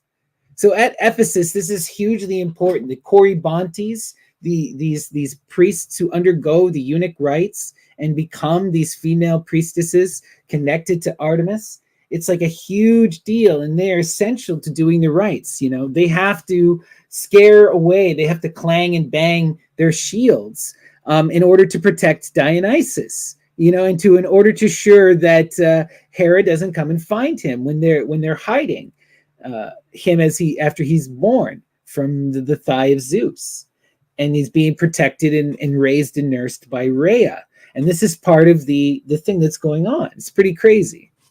And we've talked a lot about these various, for lack of a better word, trans cults that are associated with the various great mothers, right? We have the Galli or the Galloi, the Coriobantes, the Inari, from the Scythians, and now we have the Hydra, the Hydra in India. You see them all over the place, right? It's very, very common. All right, let's continue. So this is one of the most wild things I read. I was digging through all of Pausanias, finding like crazy references, and this one is going to blow your mind. We're getting to get into the violence now with Artemis. So it's a bit of a longer read, so bear with me, but it's going to show you how intense her rites got. Okay, so this is again from Descriptions of Greece. On the Acropolis of Patera is a sanctuary of Artemis Laphria. The goddess's title is foreign, having been brought from elsewhere along with the statue. For when Calydon and the rest of Aetolia was devastated by King Augustus, so as to have Aetolia merge with Nicopolis above Acteon, then the Patrians got the statue of Laphria. For just as many other statues from Aetolia and around Iphigenia were brought to Nicopolis. Augustus gave both the statue of Laphria and other spoils from Calydon to the Patrians, and even up to my day it stands in honor on the Acropolis of Patera. They say the goddess's epithet Laphria comes from a Phocian man, for Laphrion, the son of Castalius, son of Delphus, dedicated the ancient statue of Artemis in Calydon, for whom it was a sign of Artemis's wrath. Over time, they say this wrath caused Onius, lightened Elephantrion, or Elephoteron, and please forgive my pronunciation, everyone, and they prefer this as the origin of the epithet. The appearance of the statue is one of hunting. It is made of ivory and gold. Menachmos, Soidas, the Nopticians made it. They reckon them to be not much later than the Fluorit of Canicos of Sicyon and Callion of Aegina. The Patrians hold a Laphrian festival for Artemis every year, in which the manner of sacrifice is a local one. In a circle around the altar, they heap green wood, and each log is 16 cubits. Within these, upon the altar lie the driest logs. At the time of the festival, they contrive to make the road to the altar smoother, placing earth upon the altar steps. First, then they proceed in a magnificent parade for Artemis, and the maiden priestess rides at the end of the parade on a chariot drawn by yoked deer.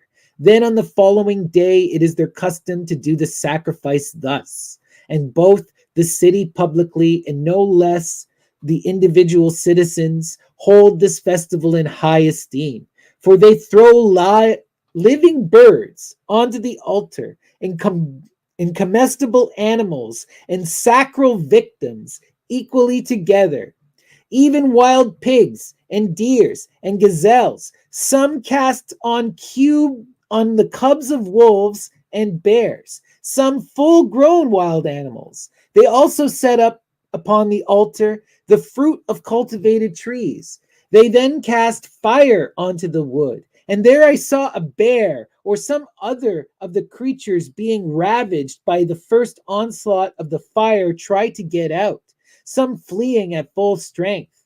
But those who cast them in bring them back again to the fire. They recall no one being harmed by the animals. So look how intense this is. They're burning live animals in a giant bonfire, and when they come out, they force them back in. It's a barbecue. I'm just saying, that's crazy. Absolutely. And it just shows you the level and the intensity of these sacrifices, And right? here's the thing: they could kill the animal before. They could have killed the animal, but they're not. They're Yeah, yeah, throwing them in live, right? yeah, yeah, Birds, yeah. bears, even, right? Cubs, doesn't matter. Yeah, that's part of the. It's part of the. And you've got the mythos of the Great Hunt, Right. which is part of a lot of cultures Absolutely. in the Great Sacrifice, but it's an energy transmission. It's not just so much of like, yeah, I killed something and here it is. It's it's the transference of energy. You're right. We talked about this a lot in our one of our first episodes on the Grove when we got in deep with George Bataille.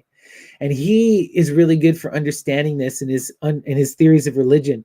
When he gets into this idea of The cursed share. the accursed share, right? And you have to expel wealth, right? We have this abundance of stuff and we need to deal with it. We need to, and the whole idea of art is it's a wasteful creation, sex for the point of sex, destruction for the sake of destruction. There's power in this kind of cathartic release, this destructive act, whether it's destroying the self or someone else or something else, there's power in that waste, right? It's that black sun energy, We don't Power advocate that at home, just so No, you know. we don't. But it doesn't mean that it's not, that there isn't something to it, right? There's a reason why all cultures are doing something like this at some point in history, So And it's good to be aware of it and cognitive, because lest you become the cursed share yourself in somebody right, else's fantasy. right. That's a good point. Good point. But Ty talked about that a lot as well, right? He said that the accursed share shifted to government sending people off in conscription, or in poisoning people in other ways. But the same expenditure of life is happening, right? For the same reasons. Oof. So let's continue. I wanted to get into Iphigenia and Iphimedeia and that idea of them becoming Hecate and this connection to Artemis. And this is sort of like one of the most important Artemis myths. And when I was looking into this, I found that the earliest reference to this story of Iphigenia or Iphimedeia being teleported comes to us actually from a summary of another text that has been lost. There's a famous text called the Kypria that has been lost, but people have told us what the Kypria was said to say. And this is the earliest reference, even earlier than Homer, talking about this. So it says, Agamemnon, out hunting, shot a deer and asserted that he had outdone even Artemis. The goddess was angered and sent storms to prevent them from sailing.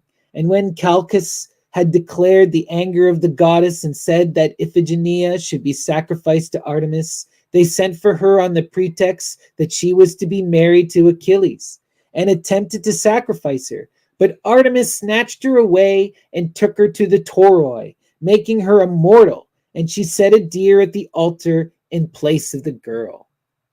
Oh no, it's wild. In the myth, it says the whole time she's being led to the altar, thinking she's going to her sacred marriage, and so she's happy. Right? Gonna marry Achilles. Yeah, yeah. So that's why that's part of the bait and switch. It's a big part of the story. Absolutely. It's so wild. So here's another version, and you had mentioned this version. This comes to us from Pseudo Hesiod, the Catalogue of Women. The well-grieved Achaeans sacrificed Iphimedeia on the altar of clear-toned Artemis of the golden distaff on that day when they sailed with their ships to Ilion to exact vengeance for the beautiful ankled Argive, her image, that is. She herself, the arrow-showering deer hunter, easily saved, and placed lovely ambrosia upon her head so that her skin might be everlasting. She made her immortal and ageless for all time. Now the tribes of men on earth call her Artemis and Nodia, attendant of the glorious arrow shooter. Of the roads, Enodia means of the roads. That is almost only ever mentioned with Hecate, the crossroads, the guider of the path, right? So Artemis Enodia, this is Hecate. So Iphigenia isn't killed. She is turned into this immortal goddess, Hecate or Artemis Enodia. Beautiful, eh? Love it. So I wanted to go to the most famous source. So we're now at Iphigenia at Toroi by Euripides. So this is what he has to say, the same basic passage. O Agamemnon, ruler of this Greek army, the ship may not set out from land before you should sacrifice your daughter Iphigenia and Artemis receive her. For that which is most beautiful born this year, you promised to sacrifice to the light-bearing goddess. And so your wife, Clytemnestra, bore a child in the house, the most beautiful thing to be brought to me, and so you must sacrifice her. Those are the words of Artemis from Euripides, right? So I have a few more different passages I want to show, but we're winding down here. So this is from Herodotus, who's talking about this entire story in the different traditions and trying to have that kind of historian outsider view. So this is what he has to say about the Tauroi and the customs of the Taurians. Yeah. The Tauroi used the following customs. They sacrificed to the maiden, Parthenos, in the following manner. Those sailors and those they seize of the Greeks at sea. To start the rite, they bashed the head with the club. Some say that they tossed the body down a cliff, for the cliff stands by the sanctuary. Then they impale the head.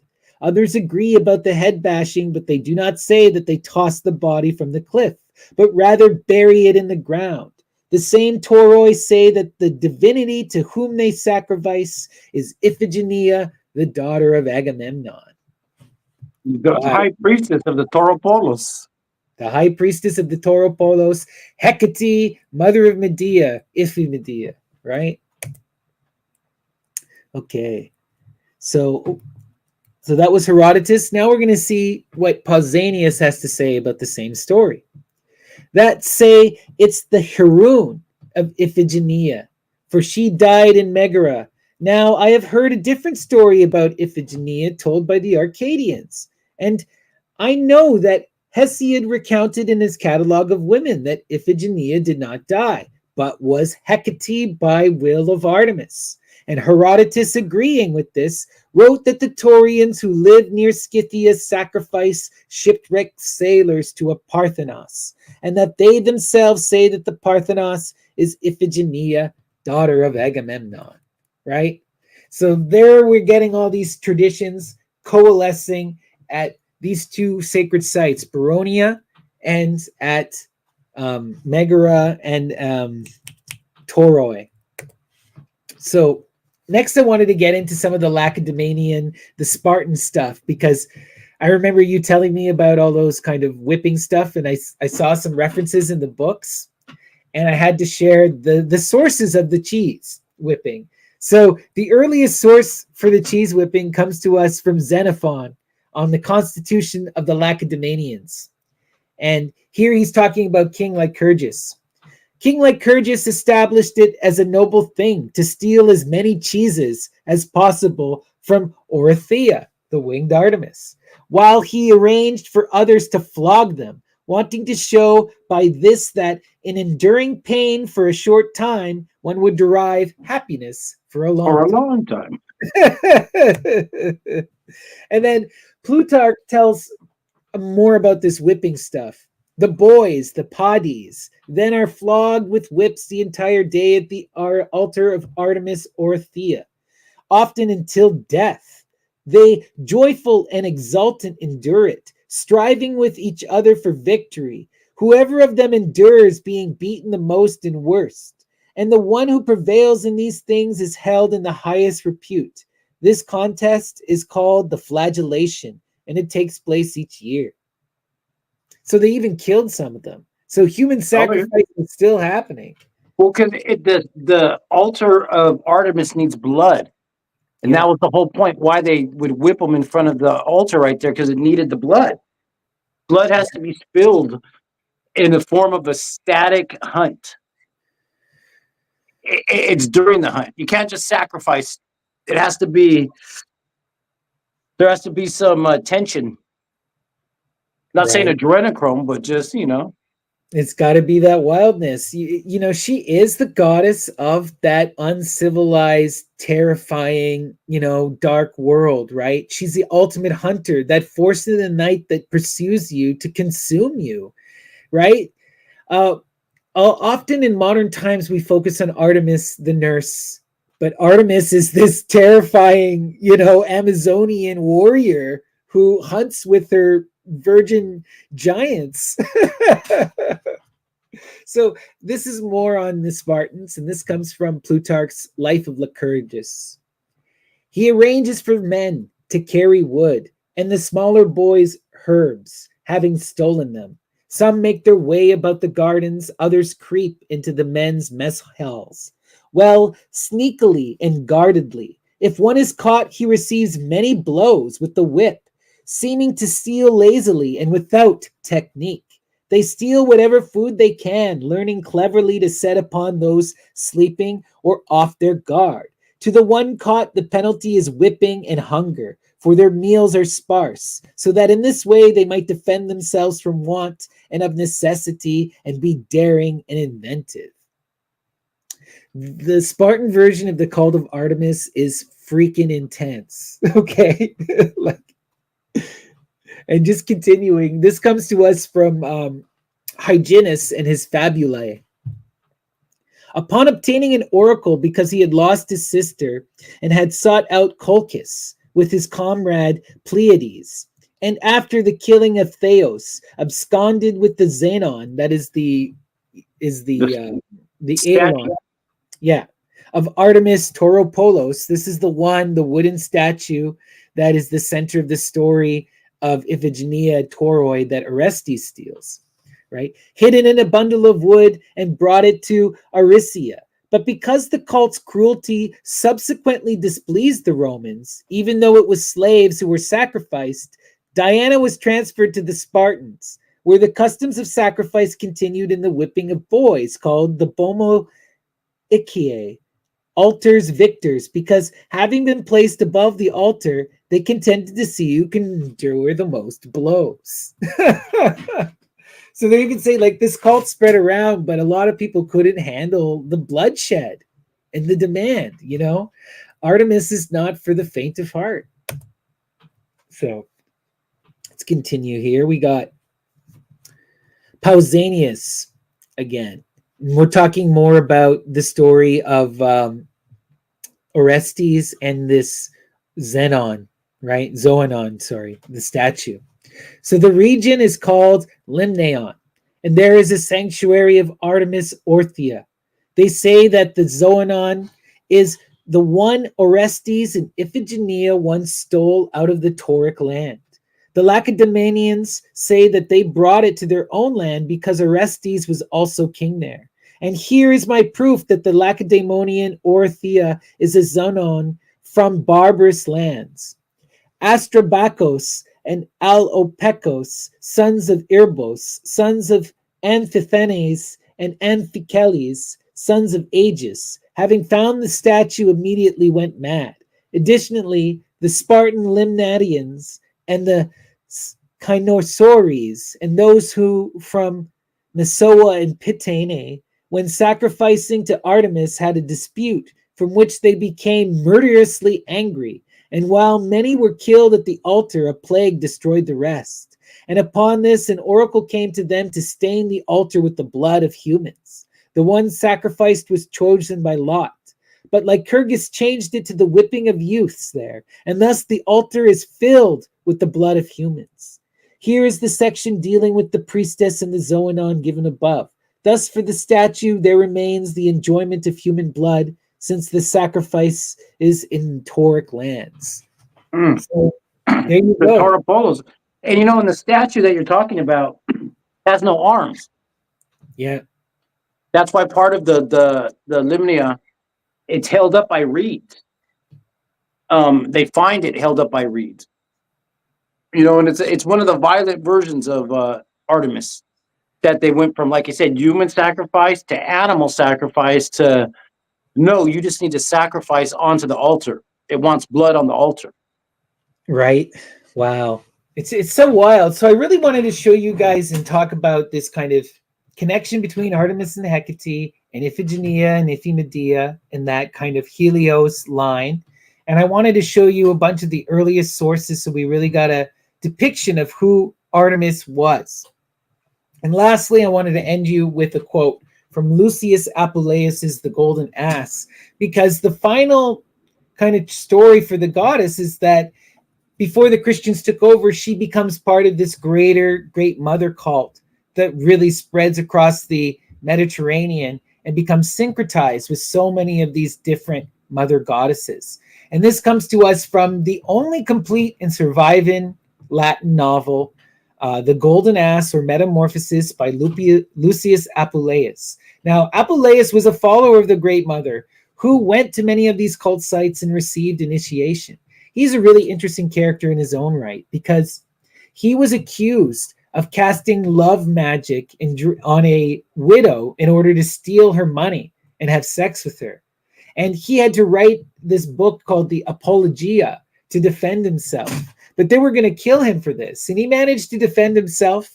And then in response after that, he wrote The Golden Ass. And The Golden Ass he wrote as a retelling of an earlier Greek story by another character who we don't know. Like, it's been lost. The original version has been lost. We do have another telling in Greek from Lucian, the famous satirist. But the original that Lucian and Lucius Apuleius are both pulling from is gone. And it's said to be done by another guy named Lucius of Patrae. So Lucius Apuleius, he saw himself reflected in this story of Lucius of Patrae, which was also about a guy obsessed with magic who travels around the Mediterranean, joining all kinds of mother goddesses cults and getting into shenanigans. So it's just super interesting. And I wanted to show you that there's this magic tradition of these people who are going to these different groups and getting initiated, like Lucian, like Lucius Apuleius, like Lucius of Patrae. And they are connecting all these mother goddesses at one. This comes to us from the very end of Apuleius' Golden Ass, and is one of the most powerful passages I've ever read in Greek or Roman anything.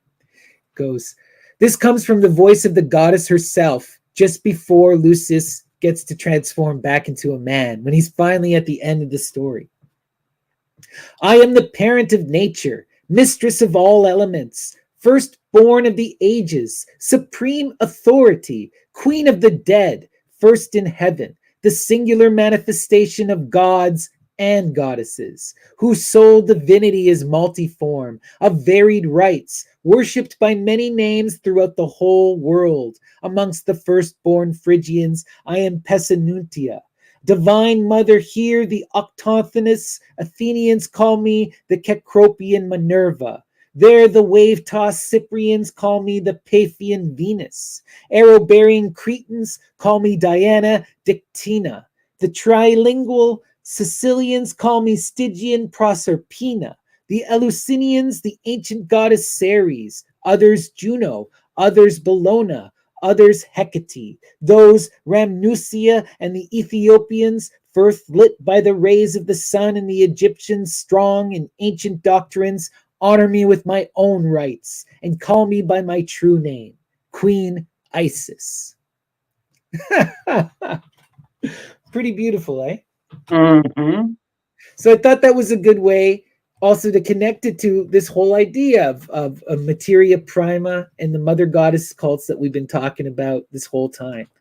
So what do you think about all that now that we've dug deep into Artemis? What is your thoughts on Artemis? What do you think she represents? Feminine energy, youthful. How could I explain it? It's the virginal childbearing goddess. Right.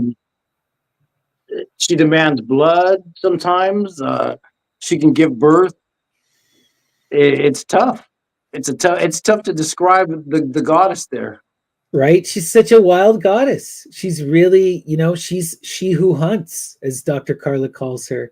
She is the, right? I see her as this threshold guardian like Hecate, where she is the one who aids women in the transition from maidenhood to womanhood, and from womanhood to old age. She's really a feminine divinity in the truest sense, and even though she doesn't go through motherhood, right, which is one of her most defining features, is that she stays that youth, she stays that young image of womanhood, but therefore is able to represent all women. And she's also this unconsciousness, right? She's that unconscious, terrifying, wild aspect related to birth, related to the wilderness, related to that threshold, because we also see her as this guardian between civilization and wildness, right? Sometimes she's a protector of the city, like Athena. Sometimes she's someone you need to protect the city from, right? So it's she's such an interesting, deep goddess, but I think fundamentally she's that threshold between youth and adulthood, the uncivilized civilization, wildness, and all of that coming in. She's that potential, that fear, that panic. Mm-hmm. So next week, Medea. Next week, Medea. Right now that Medea connects to all these goddesses. Right, we've talked about connected.